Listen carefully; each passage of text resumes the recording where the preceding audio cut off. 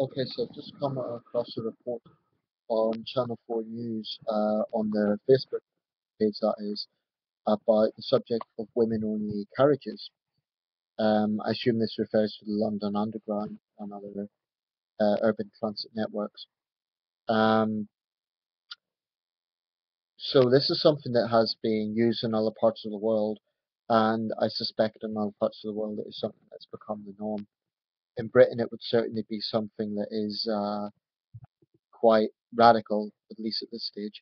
Um, The report, somewhat misleadingly, says that Jeremy Corbyn has proposed the idea, but as a lot of people have pointed out, it actually came from a Conservative Transport Minister last year.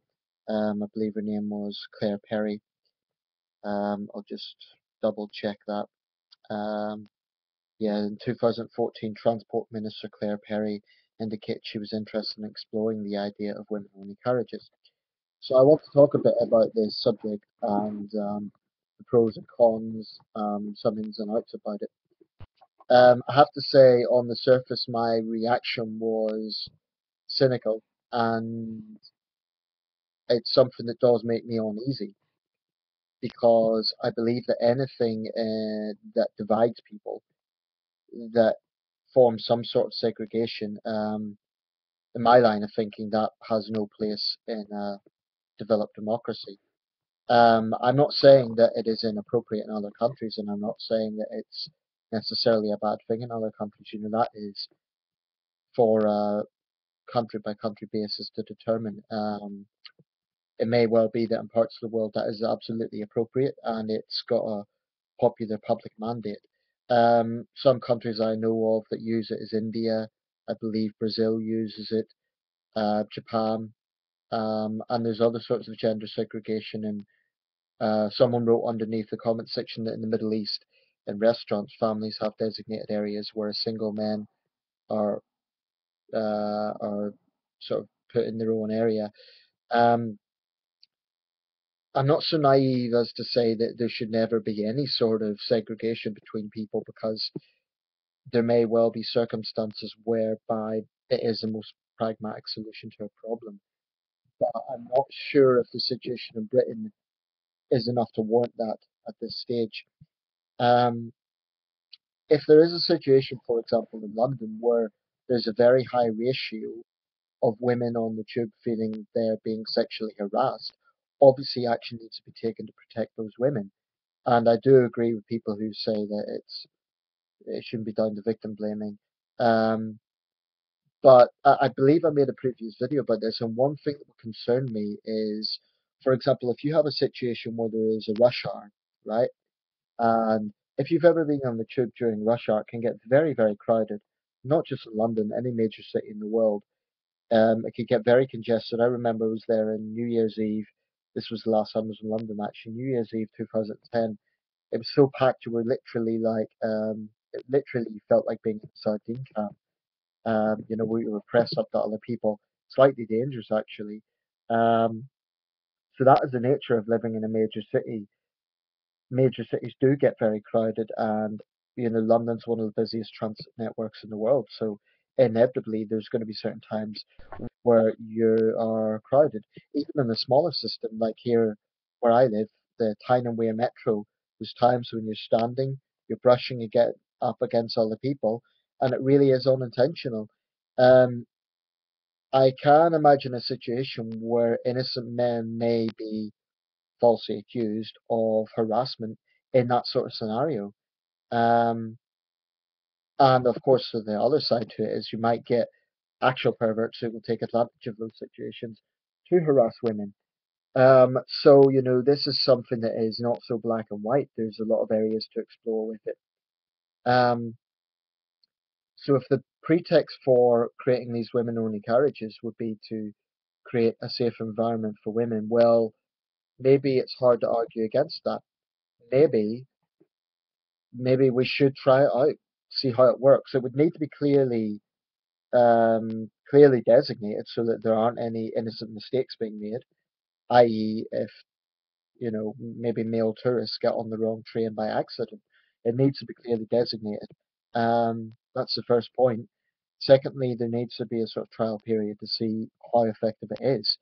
Um, I'm not sure how women themselves would feel about this. Certainly, the women on that forum seem to be reading into it in different ways. Some women welcomed it. Some men welcomed it as well, actually, because I imagine that men who are concerned about that issue I mentioned about being falsely accused will then there's a situation where you'd have that ease of mind. You'd only be brushing up against other men, so you're not going to be accused in the same way in that sort of crowded scenario. Um, a bit like the notion that some men feel uncomfortable when they happen to be walking behind a woman on the street. Um,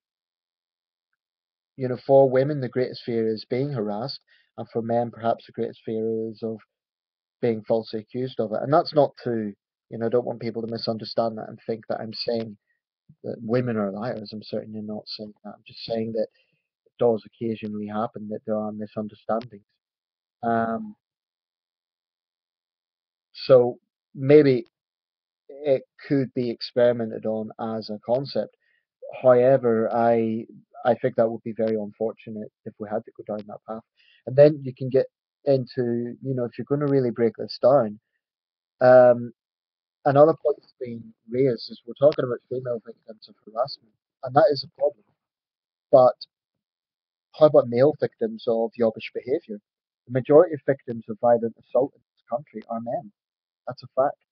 So how about a man coming back from work, whatever, minding his own business, and he is assaulted by drunk yobs, who may be male, but by the way, sometimes are women as well. I mean, not so long ago, I had to put up with very arrogant, loud, boisterous women on the Tyne-and-Wear Metro.